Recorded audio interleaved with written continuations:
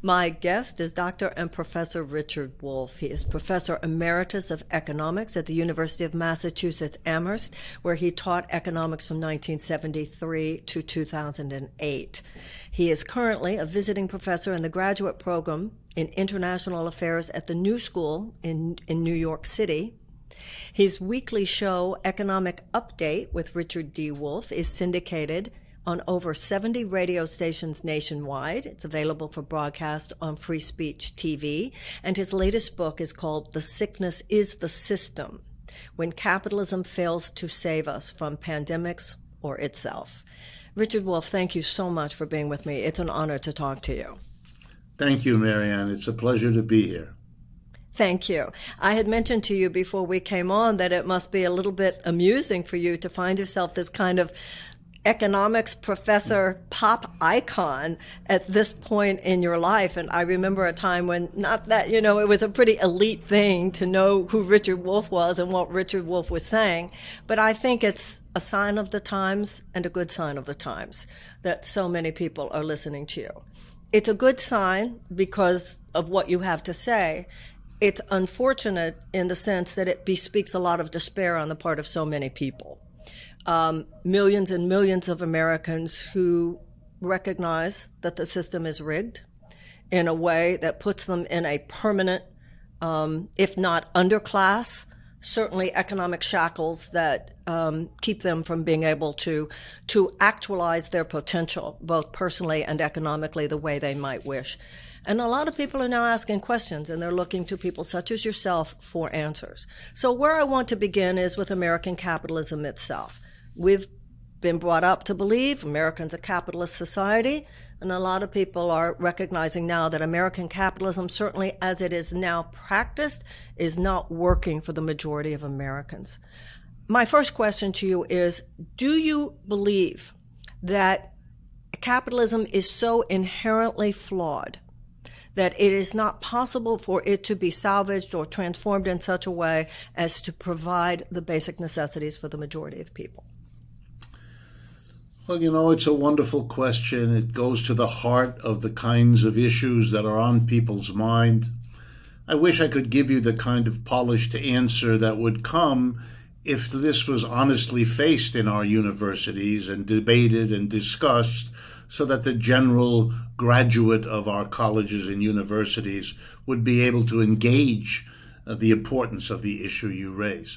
But sadly, that's not the case. And in fact, it's our education system that has plenty of the symptoms of what is my answer to your question, which is, I think, and I haven't thought this until relatively recently, I think that there is at this point not much of a way out for this system, that it has exhausted its growth potential, which was remarkable. I mean, the history of the United States is a history of economic growth that is very impressive, that lasted a long time, that took its own working class with it, at least part of the way.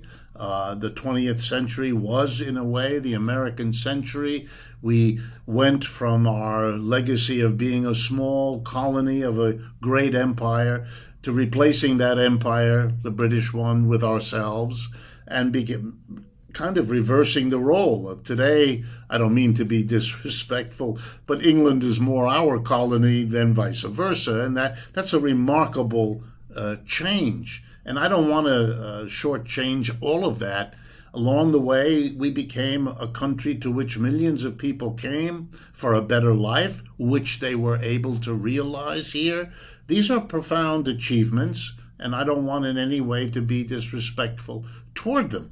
But like everything, including every good thing, it comes to an end. All economic systems did. We are not unique in that. Slavery, feudalism, ancient village economies, you name it. They grew, they developed, they evolved, and then they passed on. And they were replaced by human beings who grew up in one system and wanted to make a transition to another one, to one that would work better, as you put it, for the majority of the people. And my sense is, and I want to be as straightforward as I know how, That's where we are. We are with a capitalism that has had its heyday. That heyday ended, in my judgment, around the 1970s and 80s. The last 40 years were propped up, as they are to this minute, by a mountain of debt. We could no longer do what we used to do without debt. You know, those ancient times when our parents told us, save your money, put it aside for a rainy day, have a fund you can fall back on.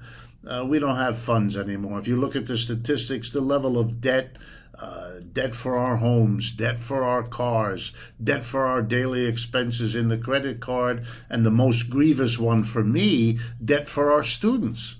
Instead of celebrating that we have young people wanting to learn and grow, we make it enormously difficult for them, loading them up with debt they cannot ever repay. They can just agonize over on and on. You've spoken about that. Others have. I think we have to face that we are in a state of decline. And that's not a disaster. That's not a tragedy. That is a part of life. And we ought to embrace it. We ought to say, okay, what do we do in that circumstance? Try to make it as comfortable as possible. Try to begin to think seriously about basic changes so that the system that is passing away is replaced by something that will be better for us, so that we don't see it as an end, but as an end of one thing and the beginning of something else. And for me, that is as urgent as anything I see around me. But the signs, if I could just end with this, the signs of the decay, you really have to be covering your eyes not to see them. I mean, we are running deficits we've never seen in the history of this country in peacetime. The government is spending trillions of dollars ahead of its taxes and still not able to give jobs to millions of people, to give adequate housing to our people. I mean, it is an extreme behavior, but not getting the results even that are kind of minimum.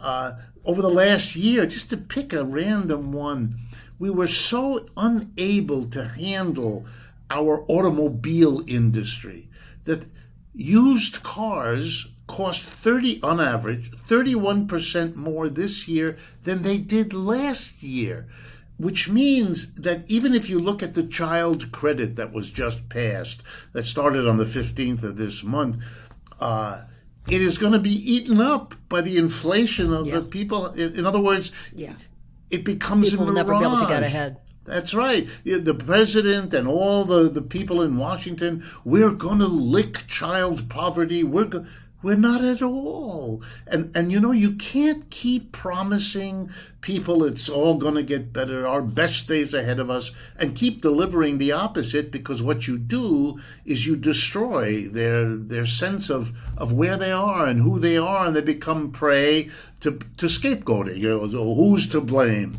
for this constant disappointment? And we know, we've seen over the last 5 years the immigrants, the Chinese, the collection, the usual immigrants, minorities, women. I mean, you can collect the people that have been singled out as somehow disturbing, because people are right to be disturbed, but we don't have a culture that allows them to explore what the real reasons are. Okay, so the signs of decay and decline are obvious to me, and I'm sure to pretty much anybody who is listening to us right now. The distinction to me is between the word end and the word transform. Right. So we had the great progressive era at the end of the 1800s, which was a pushback against the overreach of capitalism. Then we had FDR and the New Deal. FDR said, I'm not destroying capitalism, I am saving capitalism. Then the legacy of the New Deal that lasted through the 1970s. Now, 1980 is when Reagan and Reaganomics took the wrecking ball to any righteous ethical center in the midst of American capitalism. But what you're saying, and this is what I want to investigate further, you don't seem, what are you seeing? Because if I hear you correctly, you don't think that this extraordinary destructiveness of trickle-down economics through a change in tax laws, through universal health care, through cancellation of college loan debt, through free college, you don't believe that this horrible swerve off course can be corrected, which is what I would see as the transformation of our capitalist system. So what are you seeing for what is necessary now? If you say one thing has to end, what do you see it replaced by, or do you think a more radical transformation is possible? I believe in transformation. My sense is to mix the word end with the word beginning, because that's another way for me to say transformation.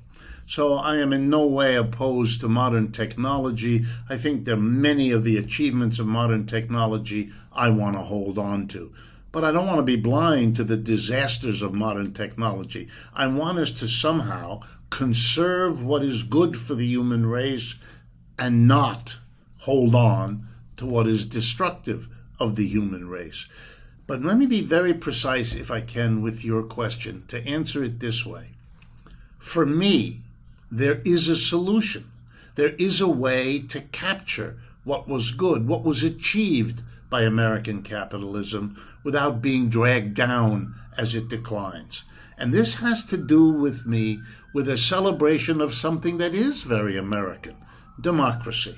The notion that if you're affected by a decision, whatever the decision is, you automatically, as a human being, have a right to participate in making the decision. In other words, if the system says you must live with the results of a decision, okay, but then I have to have a say. I don't have to be in charge. I want to share all of that responsibility with everybody else equally, but I don't want to be excluded from these decisions because they affect me. I believe in that. I think the United States will always be recognized as a society that gave that a lot of life, a lot of support, a lot of validity and legitimacy in people's minds. But it always did that verbally and symbolically, but very rarely really. And I'm going to give you, for me, the key example. It's the enterprise, the workplace, whether it's an office or a factory or a school or a store, it really doesn't matter. Where people get together to produce something or to provide a service to the community. We call that an enterprise, for lack of a better term. For me, there was something fundamentally amiss in the capitalist way of doing that. And I think while it allowed growth and it allowed productivity, it has come to the end of its ability to do that, and now it's holding us back. And here's what I mean. In each enterprise, a tiny group of people, a tiny minority. If it's the family business, it's whoever the family is. If it's a partnership, it's whoever the partners of it are. If it's a modern corporation, which is what most of the business is now done in that form, it's the board of directors, a group of 10, 20 individuals. They make all the key decisions: what to produce, how to produce, where to produce, and what to do with the net product that everybody has contributed to who works in the enterprise. But when it comes to making these crucial decisions, what do we do with the output? Where do we produce? What do we produce? What technology do we use? The tiny group makes all the decisions, and they're not accountable, not to the workers, who are the vast majority in every enterprise, and not to the surrounding communities, who have to struggle and fight for even a little bit of a say in what is going on here. We see that in the struggle over climate, where corporations have been able to do all kinds of things that the community didn't know about, didn't understand, and now that they do, don't know how to fight it, don't know how to change it, can't get very far, are easily hoodwinked or evaded one way or another. For me, I think we can save capitalism, if you like, although I prefer a different language. Go beyond capitalism. Thank you, capitalism, for what you achieved. You've had your chance. You've done your stuff. You've done a good job in some areas. But it's time to take yourself seriously, that when you endorsed democracy rhetorically, we now have to bring it home and put it right inside your enterprise. And I believe, and I think I can show you, that if we really believe in democracy, if we're going to be honestly willing to do that, I think the decisions our businesses will make will be radically different from what we have seen. And that is, I think, our best hope to get beyond the failures of this system, holding on to its achievements, but saying goodbye to the things that have demonstrated now for quite some time they are obstacles to what we know the people as a whole need. So my question has to do with distinction between, if there is in your mind, between capitalism and trickle-down economics.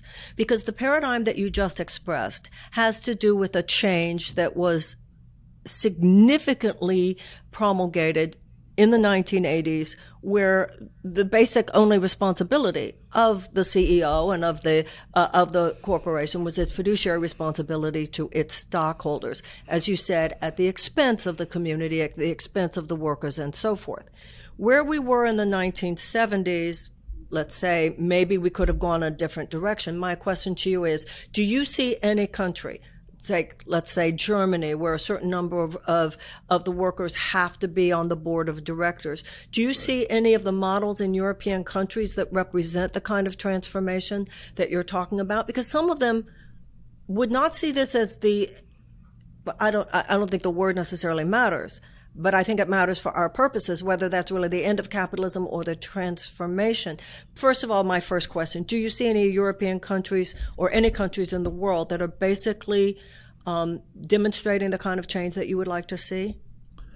I think you see in many European countries, and I study them very closely, partly because my family is French, and I've been speaking French since I've been a child, and so I have relationships over there that make me pay attention. I think what you see there are bits and pieces of steps in the direction. The Europeans, they are an older culture than we are. They've been around a long time. They've been through a lot. I think it gives them a certain, it's hard to put my finger on it, a certain depth in the way they approach these questions. They're willing to take steps. They're not quite as scared about where they'll go. We're like little kids who won't give up our blankie. Yeah. They kind of know it's still always open. Yeah, you make one step, doesn't foreclose all kinds of other options. So let me give you some examples of what they've done. And I know when I explain this to my American audiences, and I was born in the United States. I've lived here all my life. I've worked here all my life. My audiences are still amazed. And it's such common knowledge. So I'll take France because it's what I know best. In France, once you graduate from high school or college and you enter the labor force, the law specifies that your employer, whoever that employer is, must give you 5 weeks of paid vacation every year. You are entitled to that. You are expected to use that time to spend with your family, to recoup yourself. It's something that as a professor I understand, because we have something called sabbaticals. Some of us still do. I used to get those. Every 7th year, the universities where I taught, I was entitled to either a semester or a year off. And the idea was to recharge my batteries, to catch up on the literature, and to be a better teacher because of this time off. I used to think this is wonderful, but I used to wonder, why are only teachers getting it? Other people who have every bit the same need, the same benefit they could get from it. In France, it is the law. In Germany, to use another example, all tuition and all school fees at this point are zero. Not only zero for all Germans, but the Germans welcome anybody. anyone listening to this program, if you're thinking about it, you want to go to Germany, they have a first-rate higher education system, the equal to any in the world, but it doesn't cost anything. Why? Because they have in their mind the sense that an educated person is a blessing to the society in which he or she functions. Including the economy. Yes, and of course, the community should support, should welcome, should applaud young people ready, willing, and able to engage a higher education. And I see these as steps. They come out of the particular cultures of each society. They are the ways human beings push towards it. And I don't think it's just over Europe. I think we can see it here in the United States, too. Let me give you an example. We take it for granted in most American cities that if it's a nice afternoon on Saturday or Sunday and we have some friends and we would like to take a blanket and throw it on the grass in some lovely town park and have a picnic and be together with people we love, we can do that. We don't have to ask anyone's permission. There's no fee to pay. We go in. We kind of know that somebody has to cut the grass, otherwise we couldn't be doing this. And someone has to collect the garbage, and someone has to plant those beautiful flowers, and all the rest. We know that's work, that's labor, but we don't want it to be the quid pro quo. I give you $6 so I can get 11 minutes over there on that piece of the grass. We don't want that. We want the freedom. We want the community. It's kind of nice to see the other people 20 yards away under the tree enjoying them. It's part of our pleasure that they're having a good time and laughing, and vice versa. We want that. We make these parks happen. We do that. Just like we did in the 19th century, created public education. We wanted everybody, we kind of understood it, and it would be paid for by everybody, school taxes, all the rest. Why we decided, when it came time for a young person to finish the 12th grade in high school, to enter college, suddenly we don't run it that way anymore. Why not? What happened here? Why are you doing this? And for me, I think if you extend that kind of analytic, you can find lots of steps that different communities have taken that show that want to get beyond it. I think I see it here in the United States now with young people wanting to explore, the open-endedness of the internet. Isn't that sort of for everybody? It's sort of in the air. We all kind of help develop it. We all use it. Maybe it shouldn't be capitalistically constrained. Maybe we shouldn't make everything hostage to profit making. Because, I'm an economist. Profits are earned by a very small number of people. Wages and salaries are what's earned by most people. An economy that wants to serve the majority has to put the wages and salaries first, not profit as the bottom line. You cannot have it both ways. If you teach everybody that profit is the key, you're serving the people who get the profits. You are not serving the people who do the rest. And that is how capitalism has been weaponized, basically. Yep. Adam Smith actually said that you cannot have free market capitalism outside an ethical context. I think a lot of people on both right and left would go, yeah, there's some truth to that we have lost an ethical center, that ethical center can not only be seen within a purview of our private behavior. It has to apply to our collective, and that humanitarian principles such as those you mentioned of people being able to live with dignity, people being able to live with enough time to be with their families, etc., should be more central to our economic functioning. But what is the language exactly?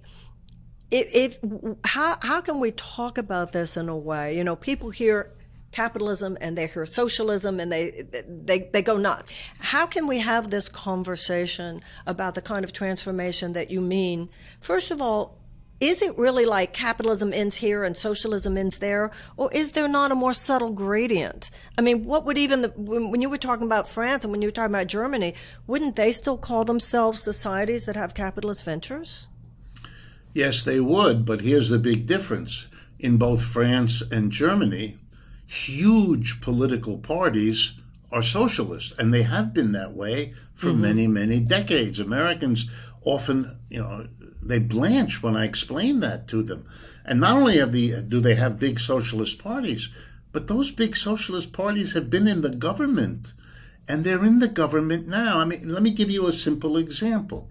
Right now, there's a country that I think all Americans have heard of, Portugal. It's not a large country. It's a small country, right? Everybody's going there now. I mean, it's like the new hot thing to live in Portugal. Right. That's right. And you go to Lisbon. It's a beautiful city, and I know it is. I've been there. So I say to them, do you know anything about Portugal? And if they've been there, they know that there's beautiful wine and lovely countryside and all of that.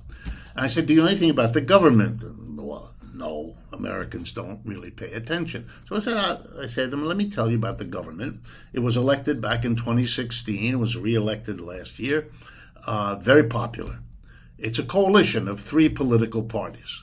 The largest one is the Portuguese Socialist Party. The number 2 is the Portuguese Communist Party.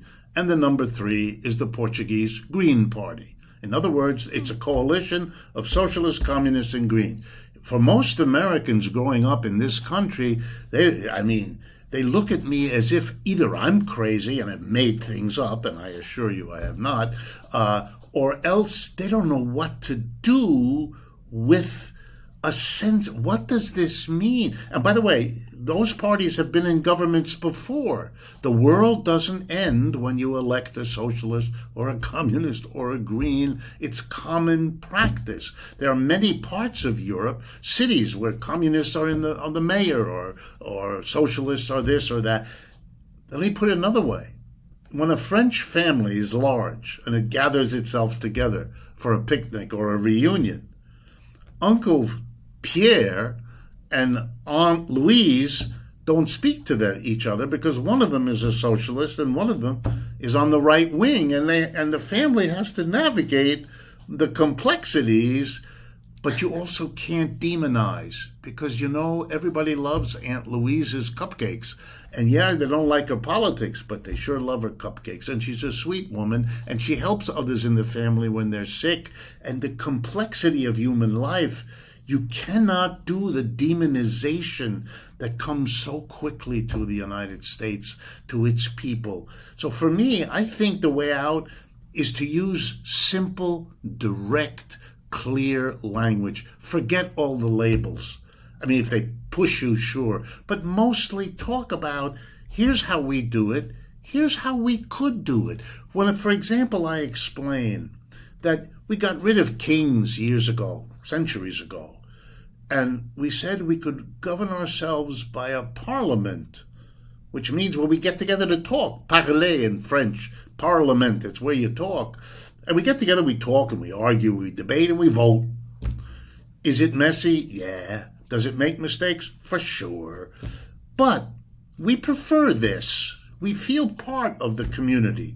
We feel respected. We don't want to be the subjects of some king far away in an expensive palace we pay for. We don't want that. We applaud that, which I'm glad we do. But the kings never disappeared. They moved inside of our capitalist enterprises. Well, that's exactly right. We just have a capitalist aristocracy now. That's right. And we call them CEOs or whatever name we want. We give them a different name, but they are without accountability. They dictate, they control, they buy the politicians, you know that. They buy the lobbyists, you know that. They have, look, they're smart folks. They understand that if they're going to be a minority as wealthy as they are in a society that has universal suffrage, you're in trouble because the majority of people are going to use their suffrage to undo what the economy has done by giving you disproportionate wealth. Sooner or later, with tax laws or whatever, they're going to do that. So the only way to protect your wealth is to make sure that the political system is so organized that impulse from below is squashed, and you demonize everything that looks like it might bring that. I'm amazed where we are in this country right now. This is a capitalism that's on life support from the government. The Federal Reserve is literally lending money to corporations directly, which it never did before. The federal government is running $3 trillion deficits now 2 years in a row. I mean, the economy depends on the government more than ever. And yet you still have the demonization of the government. And I think it's because of the anxiety of the business elite that if the government were really to get involved the way mass of people wanted, then they can't hold on to their special position. And I think they're right. They won't be able to. But it's my job, as I understand it, to explain to people that that's the way out. They won't want it. But no one wants them to disappear. But they have to accept what it means to be in a democracy. They have to work to earn their income, just like the rest of us. There'll be a place for them. There'll be a way to use the skills that they've developed. No, I don't want the violence, and I don't want any of that. So I'm worried about how you're going to avoid that, because if we don't do something now when we can, by the time this explodes, it'll be, you and I will be watching the horror rush by us. Well, I agree with you, and that's why I'm trying to get at what is the language that can be used. So, but let me ask you, capitalism in America, 50s, 60s, 70s, was it on a track in your mind that was survivable and sustainable? Yes and no. I think what you're saying, and I agree with this part, is, look, we came out of a fantastic depression. People have a kind of forgotten. From 1929 to 1941, that's a long time, 12 years, we were in a depressed economic system. We had in 1933 a peak unemployment rate of 25%, many times worse than what it is right now. Every family was touched by unemployment. We had desperate poverty. We had homelessness, and you name it, only in much greater extent than what we have now. And the government came in a massive way and fixed this situation. And it did so, and this is very important for Americans, it did so because of pressure from below. Absolutely. I don't want to take anything away from Franklin Roosevelt. He was a great president. He was the most popular president in American history, reelected 3 times. No president had ever had that before. I don't want to take that away. And he taxed corporations and the rich to create Social Security, to create unemployment compensation, to create a federal jobs program. The government came in and saved the day. He's right. When he said, I'm not here to destroy it, I'm here to save it, I believe he was right. I think he understood what he was doing, and I also agree that is what he was doing. But here's the historic irony. It was the pressure from below. We had the greatest union organizing drive in American history, the CIO. In a matter of years, they organized millions of Americans who had never been in a union before, whose parents had never been in a union. Those people thought they could get through this horrible depression better in a union than not in one, which was the basic argument. Working with them, allied with them, were 2 socialist parties and the Communist Party that were pretty strong in the 1930s. This was an amazing movement of the American working class to the left politically, pushing Mr. Roosevelt, who was a smart politician and understood that they had mass support. So he kind of met them halfway. No revolution, none of that. But I will respond by giving you Social Security, unemployment, all of that. So we came out of the war, 1945, that followed the Great Depression. And here's what happened. For me, this is the core of modern American history. The business community was horrified that they had been taxed. And by the way, let me remind your audience, in the 1940s, while this country was at war, the President of the United States sent a message, State of the Union message to Congress, saying, I want the top income tax bracket to be 100%. If you earn more than $25,000 then, which if you adjust is about $400,000 a year now, no minor amount, but if you earn more than that, the government's going to take it all. It's a maximum income. And when he sent that message, the president of this country, I'm not talking Russia or China or anything like that, said to the Congress, if we're asking young men and women to risk their lives, to lose their lives in a war in Europe and a war in Asia, I cannot allow you to make huge amounts of money while they're dying. I mean, it's impossible. Well, the Republicans got all upset in the way you might imagine. There was lots of yelling in Congress. But when the bill was finally agreed and the president signed it, people don't know this. The top income tax bracket was 94%. Every dollar over 25 that you earned, Uncle Sam got 94 cents. You got to keep 6 cents. Well, wasn't it still at 90%? I'm sorry. Yes, it lasted. It lasted at 90% 90% under Eisenhower, who was a Republican president. That's right. He kept it. It was in the 70s, in the 1950s, and into the 60s. Only now is it down in the 30s because of a massive change. Yeah, all of that kind of stuff. But we did all those things. But at the end of 1945, this is crucial. The business class, the rich in this country, they were horrified. They weren't just horrified that the left had risen up. They were horrified that a president, one of them, a Roosevelt, came from the same families, had gone along with this, had in fact led it in a certain way. Well, and here's what they did, and this is where you and I come in.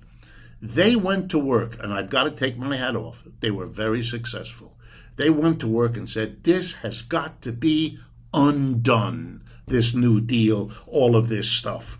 And we have to destroy this coalition of the unions, the socialists, the communists had created this movement. And they demonized first the communists, then the socialists, and the unions have been on a 50-year decline in this country. They were very successful. They defeated the left, they dismembered it, they destroyed it, and it's now slowly and painfully reconstructing itself, which I'm glad about. But I think we have to face, who are on the political left, which is where I am, and I freely say so, we have to understand we're in a rebuilding. I don't know if we'll do it in time, but this country was saved. The capitalism we once had was saved by the left doing what it did. Yeah. Not alone, with Roosevelt and all. When you kill that left, what you did was that the next time capitalism conked, which is what we're living through, there is no left to save it. So it keeps going, almost like a crazed animal that doesn't realize how much trouble it's in and keeps... This last week, Marianne, you and I watched, as did most Americans, an obscene contest in which Jeffrey Bezos and Branson are competing as to who can spend more billions of dollars to shoot a rocket with his friends.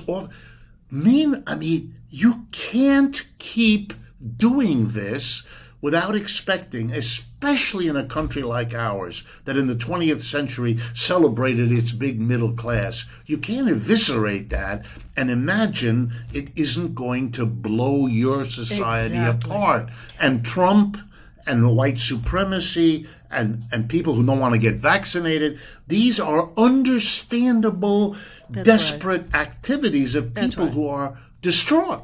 Yeah. Because that much despair, large groups of desperate people, they form a petri dish out of which that kind of collective dysfunction is almost inevitable. They become ideologically vulnerable to capture by genuinely psychotic forces, and that's what has already happened. So that what we're living in right now is almost pre-French Revolution. I couldn't agree with you more. I also think when you're talking about the plans to eviscerate the left, I think the assassinations in the 1960s had something to do with that. Absolutely. And then, of course, the apotheosis of all this was the passage of Citizens United. Not just trickle-down economics, but now, and now one of the things that's also part of that, Rick, is how you see the BLM protests, the largest protest movement in American history. At this point, they just ignore protests anyway. It's almost like there is no way for people to express, to use democracy, to express their displeasure so that it's an economic crisis that is coupled with a crisis within our democracy. And you and I agree that this is a very, very dangerous brew. Yeah, I think people forget history. You don't let people aren't protest. taught history. That's part of the problem. Yeah, it people really aren't is. taught history, and people aren't taught what's happening in other countries. Well, one of the things that you talk about in your essays has to do with a change in consciousness. I want to read to you from one of your own essays in Sickness is the System, or System is, Sickness is the System. You put America's billionaires have gotten nearly $500 billion richer over the course of this unfolding crisis. Jeff Bezos added $34.6 billion in wealth. Mark Zuckerberg added $25 billion. There is no excuse for that. It is unethical, immoral, and unnecessary. It is nothing short of perverse and obscene that the richest man in the United States, Mr. Bezos, should have become much richer while 160,000 people die and millions more are still being infected. You're talking about COVID there. And then the next sentence is, it is a critical time for a shift in social consciousness. And I couldn't agree with you more. It's a shift in consciousness that is going to ultimately create the breakthrough. So if you could just tell me, what is, the shift in consciousness, tell me if I've got this right. So the shift in consciousness begins with the realization that the way American capitalism performs now is inherently detrimental to the good of the vast majority of Americans. Okay, that's number one. Is that correct? Absolutely. Yes. Okay. That its core pillars have outlived their usefulness. Yep. That there are some positive aspects of it that we want to retrieve and take forward. Yes. Correct? And yes. now if you could just name to me, what are the pillars of the system that you see replacing what we have now? Because I think the more of us have those in our minds, the more we can start to articulate the political as well as the economic consciousness that is the answer to a sustainable future. Well, I want the workers to be in the position of running and owning their own enterprise. And I want them to be co-respective with their communities, where what is decided in the enterprise affects the community, where the enterprise is located or where the workers live. Then that community, as a residential democracy, has veto power, and vice versa, where the community does something that affects in other words, I want a co-determination, because we have the beginnings of democracy in the residential communities where we live. We vote for the mayor. We vote for the city council. We kind of have that. I want us also to vote in the workplace. And then the decisions made in either one have to be okayed by the other one. Then we have, at the base of society, the kind of democracy that I care about. And on your question about socialism, I'm a critic of the socialism of the previous century because I think it got sidetracked into this notion that the government is going to be called in and fix everything. Maybe because I'm an American. That's not my idea. I don't want the government to do it. I think there's a role for government, and the government has to solve collective problems. I believe in that. But I want a government controlled from below. Most Americans agree with this. And one of the ways you do that is you give workers the industry. That is working people together who are giving the taxes that keep the system going, either as members of the collective enterprise where they work or as individuals in their residences paying taxes. Okay. But so you've anchored things where the people are. So a couple of questions, and this one might sound very naive. Who originally invests the money? Where does the money to start this enterprise come from, if not people who feel that they have investment potential? Well, there's lots of ways of doing this, and here I'm not telling you what might be, I'm telling you what already is, because there are many parts of the world where these kinds of collective or cooperative enterprises already exist. So here are some of the ways they get the money to start up. In fact, let me start with the proposal of the British Labour Party under Corbyn, and not now, but while he was in charge. They had an official policy which they said would be their first act if they won an election and they became the next British government. And you know, the Labour Party has been the British government many times over the last century. Anyway, if they got elected, here's what they'd do. They'd pass a law, and here's what it would say. Any enterprise can continue the way it is now, as a capitalist, hierarchical enterprise. But if any enterprise wants to either close down or sell itself to another enterprise or leave the country or go public, issue shares and all of that, it must, before it can do any of those things, give its own workers the right of first refusal to buy the company and run it as a worker co-op. And so when this was made clear, the clever journalist said, yeah, but where are the workers going to get the money? At which point, John O'Donnell, who was his chancellor, shadow chancellor of the Exchequer, smiled at the press and said, we're going to lend it to them. In other words, the government uses, and here's the rationale, the government uses a portion of its taxes to make available at low interest or in some favorable way the money to enable what? To enable a cooperative sector of the economy to be created. And the purpose, he said, I thought was very smart. We want the British people, because we're talking about Britain, we want the British people to know in their neighborhood that side by side with capitalist enterprises, there are these worker co-op enterprises. You can shop from one, you can shop from the other. You can get a job in one, and then we'll know, and families will talk to each other. I'm in this kind of enterprise, you're in that one.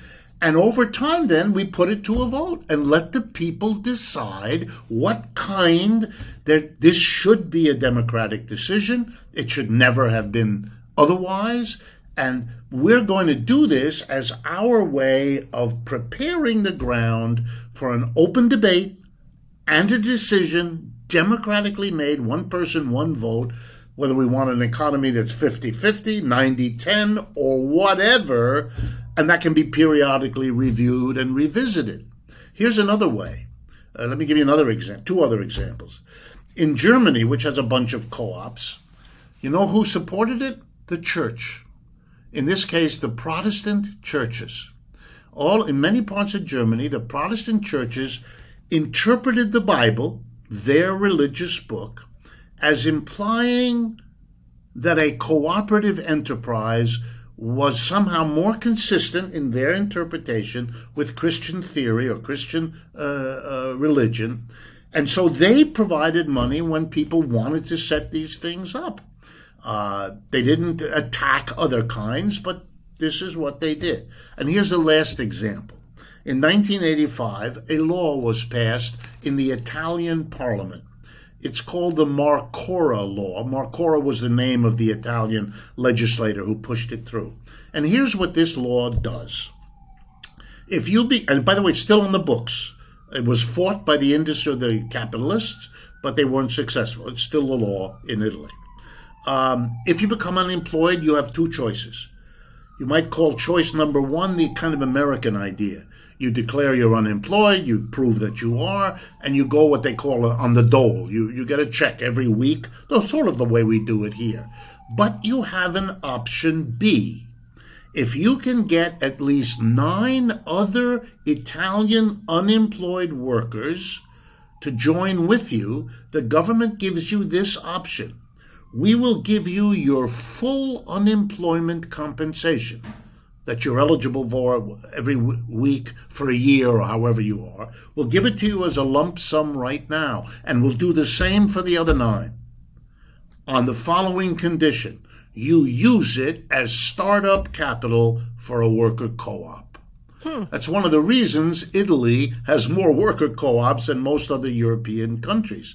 If you go to the area around Bologna in the north of Italy, the Emilia-Romagna area it's called, that's an economy where 40% of the enterprise, 40, so just shy of half, or worker co-ops. It's been that way for decades. If anybody wants a laboratory of how a sector like that could work, there it is, and it's very successful. So let me ask you a question. Do you call yourself a democratic socialist?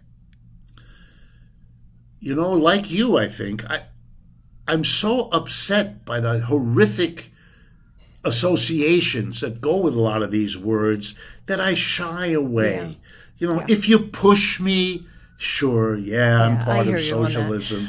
It's a consciousness. It's your point earlier. It's a way of thinking about the world. Even people who would never take the label socialist, when you ask them questions, will give an answer which we in America would say, oh, that's a socialist. Exactly. But if you say that to the person, they look at you, no, I'm not a socialist. It's muddy. You got to do a little bit of sorting things out to make them understandable to an American context. 30 years ago, when I would talk, people would look at me as if it weren't safe to stay in my environment too long. You know, it was guilt by association. Now I'm on the radio, on the television, as you said, very nicely you were saying that. It's a different world, and it's not me. Pop icon. Well, I think it's not me. It's this country that has changed. Well, there's been so much obfuscation. There are so many people who consider themselves conservatives, who consider themselves right-wing, who, if you actually ask them where they are on particular issues, are actually a little bit to the left of center. So these labels do not help. I have two more questions for you, and you've been so generous with your time, and I'm so grateful. First of all, Elizabeth Warren and her proposals about reforming capitalism. Where do you see that? She represents for me absolutely the illustration of what you were saying. She made a decision, it seems to me, that she's not going to have anything to do with that word socialism. So she repeats periodically, I'm a capitalist, in order to make it possible to continue the conversation with her potential constituents. She wants to talk about a whole lot of things which, just between you and me, are classically things socialists talk about. But by insisting she's not, she's carved out a space in the consciousness to move it along. And, you know, I don't do that, but I respect it. I do too. There needs to be a lot of us. There needs to be people like her. There need to be people like me. I'm ready because of my age. You know, I'm ready to say, you know, you want to call me a Marxist? Did I learn from Marx? You bet. And if that's a freaky thing, well, listen to me long enough and maybe you'll discover that it's not me that is scary because of the Marx, but it's Marx that becomes less scary because you understand what I'm saying, and it isn't all that freaky and it isn't all that bizarre, and you don't have to live in that world, that Manichaean world of the good guys over here and the bad guys over there, and all. You don't need that. That's a hindrance to getting us further. Also, if people actually read Marx, they have a very different view than this idea of, you know, Marx. What about India Walton? Do you have any feelings about India Walton running and winning as the mayor of Buffalo as a socialist candidate? It's terribly important. I couldn't tell you how happy I was to read that. And I don't know her, and I don't even know what her exact I don't follow Buffalo details. So, but it's wonderful. It means that a perfectly, typical, let's call it. I mean, I know it's unique in certain ways, but a typical sizable American city, not New York, not California, but not New York City, but in another corner, really part of the Midwest and traditionally, that the people there weren't turned away by that label, didn't run for cover when her opponents said, socialist. They listened to her, they thought about it, and they voted for her. And I think that this is I don't want to be condescending, but there's a kind of maturity developing in the American electorate that I think we should all applaud. These are people especially who are among not, the young. Yes, they're not going to be told, do this, do that, good, bad. They want to see, they want to hear. They're not stupid. They're not falling all over themselves in some faddism. They're looking. They know that this system isn't working for them. And if you're a college kid these days, or you've been to college, you're laboring under levels of debt and constraint that should never be put on anyone, certainly not a young person starting out who is giving himself or herself to the education process. They know it's not working. And they want that's why the polls all show, literally, as you get younger, the number of people critical of capitalism and interested in socialism, keeps going up. And I think that's not a mystery. That's a pretty clear situation. And of course, so yes, I'm overjoyed. We'll see what she does, and I'll follow it now. But it's a breakthrough in consciousness. That's the debt I feel to Bernie. I mean, whatever your agreements or disagreement, the man opened it up. Oh, no disagreements for me. No, absolutely. And for that, we all are in his debt. He did it when no one thought it was doable, and more. And I think he even would have been elected in 2016. Yeah, I think. So let me ask you one. one. Yeah, I agree with that. One last question. Biden has FDR's picture over the mantelpiece in the Oval Office. A lot of talk about the new FDR. I find it tragic. Me too. I see that picture. I've seen it. I've thought about it. It struck me as it obviously has struck you. I'm taken, and I guess I'm a little touched that he wants that. Yeah, that he chose that picture. Mm-hmm. That there's something there. Somewhere in his heart, senator from corporate Delaware, somewhere he knows. Yeah. Maybe it has something to do with his Roman Catholic beliefs. I don't know. And his age and his having gone through so much. Yeah, there's something noble that he put the picture there. But I have to temper it because I have to be honest with you. He isn't Roosevelt. He isn't doing anything like, Roosevelt's signature decisions were fundamentally changing this system.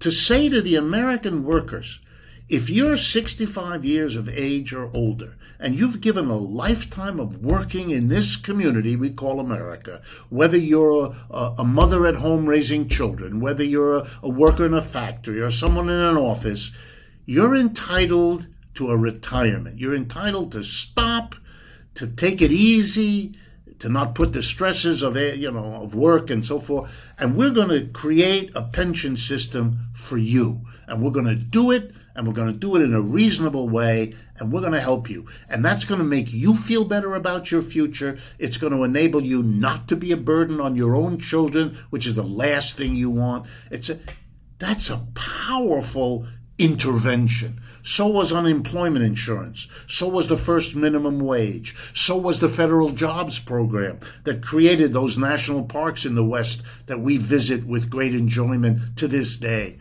He did really big. Mr. Biden isn't doing that.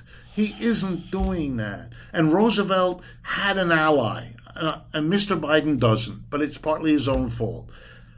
Mr. Roosevelt had the ally of the unions, the socialists, and the communists, who were out there every day beating the bushes, leading the little march down the center of town, giving people things to think about that meant when they went into the factory and it came time to vote for the union or not, they voted for the union, not because of the arguments the union made, but because of what Uncle Harry, who was a socialist, said last week at the dinner table when the family got together, or what they saw in the street, or what the school teacher brought to their attention. The Democrats got rid of all those lefties after World War II, and now they are suffering because they don't have an ally. They just don't. They're all out there by themselves. Even the labor movement, which was once a key thing, has been allowed with their complicity to die away. So for me, yeah, Mr. Biden can't be a Roosevelt. It's nice that he has the picture. It's tragic that he doesn't see why the picture isn't enough. Yeah, well, most Americans don't realize that Social Security came from the Socialist Party. Absolutely. And I also think in terms of what you're saying about the unions, I think it's interesting how, especially among young people, when you look at what's happening at Frito-Lay today, when you look at what's happening at Amazon, unions are sort of hot and happening again now in terms of a lot of younger people who are rediscovering what all of this means. Well, Professor Richard Wolff, you are, sometimes all the time, actually. It takes particular voices who articulate things that people can understand, and it is such an important piece. It's such an important part of moving things forward. And your popularity today is, to me, I told you before, I thought it was kind of amusing that you're this pop icon, given the things you talk about, but it's important. It's more than amusing. It's important. And I thank you. And for those of us who have been listening to you really for a long time, it's delightful to see how many people are hearing and how an important part you are of the deeper conversation. And I agree with you. It is a maturing of the American mind, at least among some segments. And I also agree with you that there's tragedy ahead if we don't have these conversations and if we don't create the political will around these changes. I thank you very much for what you're doing for the society, and I'm so honored that you came to talk to me. Thank you so much. You're very welcome, and let me also, and not just as a return kindness, you brought a whole nother dimension to that presidential race. I said so to you before we went on the air. I meant it. And you've stayed with it afterwards, even though you're not part of that race anymore. Had to recuperate, I'm sure, from it.